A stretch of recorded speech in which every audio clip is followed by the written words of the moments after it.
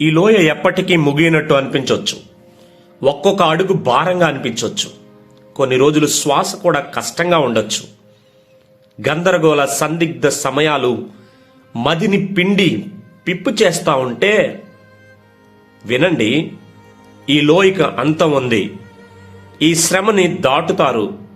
మీరు దీన్ని దాటి వెళ్ళేటప్పుడు మీరు ఒంటరిగా లేరు. దావీదు ఇలా అన్నాడు, నేను మరణ ఛాయ లోయలో నుండి నడిచినప్పటికీ ఏ కీడుకి భయపడను, ఎందుకంటే నీవు నాతో ఉన్నావు అని తనతో తాను ఈ మాట చెప్పుకుంటా ఉన్నాడు. అవును, లోయలో మనం ఒంటరి వారం కాము.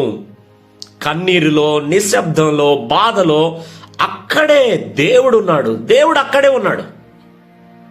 కీర్తనలు 78:28లో దేవుని వాక్యం ఇలా అంటా ఉంది, నా విషయానికి వస్తే దేవుని సన్నిధే నాకు కావాల్సిందంతా. అతడే నా బలం, అతడే నా ఆశ్రయం. ఈరోజు కూడా మన జీవితంలో ఏ లోయ గుండా నడుస్తూ ఉన్నారో మనకు తెలియకుండా ఉంటూ ఉంటే, అది ఆర్థిక సమస్యల లోయ అయినా, ఆత్మ సంబంధమైన పాప సంబంధమైన బంధకాలలోనైనా, సంబంధాల గాయాల గోలలో అయినా, ఆరోగ్యం, బలహీనత, నిరాశ, నిస్పృహల లోయ అయినా, ఏదైనా whatever it may be, ఒక సత్యాన్ని ముందుగా గుర్తించుకోండి. ఆ లోయలో మీరు నడవక ముందే దేవుడు అక్కడ ఉన్నాడు. మీరు పడిపోతే పట్టుకోవడానికి, నిస్సహాయంగా ఉంటే ఆదుకునేందుకు దేవుడు అక్కడే ఉన్నాడు. యెషయా 41:10లో దేవుడు ఇలా అంటున్నాడు, భయపడకు, నేను నీకు తోడుగా ఉన్నాను. కలవరపడకు, నేను నీ దేవుడిని. నేను నిన్ను బలపరుస్తాను, నీకు సహాయం చేస్తాను. నా నీతి గల కుడి చేతితో నిన్ను ఆదుకుంటాను. పర్వత శిఖరాల పైన జీవితం అందంగా ఉంటుంది. అక్కడ దృశ్యం అద్భుతం. కానీ అక్కడే మనం ఎక్కువ కాలం ఉండం.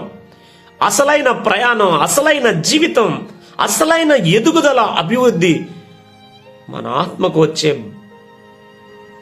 బలపరిచే క్షణాలు లోయల్లోనే, శ్రమల్లోనే, కృంగిదల్లోనే, ఓటమిలోనే. అవును, లోయలు కఠినమైనవి ఉండొచ్చు. అదే లోయల్లో దేవుడు మీతో, నాతో, మనతో అతను మాత్రమే చేయగలిగిన అద్భుతమైన పని చేస్తాడు. బలహీనంగా ఉన్నప్పుడు ఆయన మీ బలంగా నిలబడతాడు.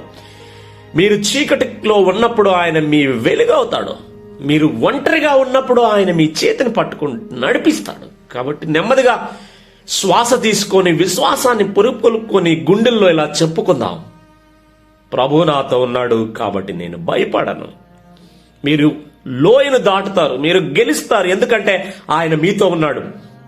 ఏ క్షణమైనా, ఏ సమయమైనా, ఏ పరిస్థితి అయినా ఎదుర్కొంటున్న కన్నీరు, వస్తున్న బాధ, వస్తున్న నిరాశ, వస్తున్న కన్నీటి వేదన లో ఆయన మీతో ఉన్నాడు. ఆయన మీతో ఉన్నాడు.